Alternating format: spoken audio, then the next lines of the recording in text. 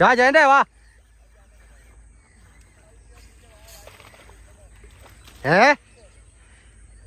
വാടാ.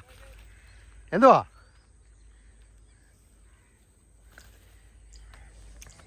ഗൈസ്, നമുക്കിപ്പോൾ ഒരു മീൻ അടിച്ചേക്കുന്ന ഫ്രോഗ് വോക്കിൻ ലിസാണ്. ഫ്രോഗിയുടെ വോക്കിൻ ലിസിനകത്താണ് അടിച്ചേക്കുന്നത്.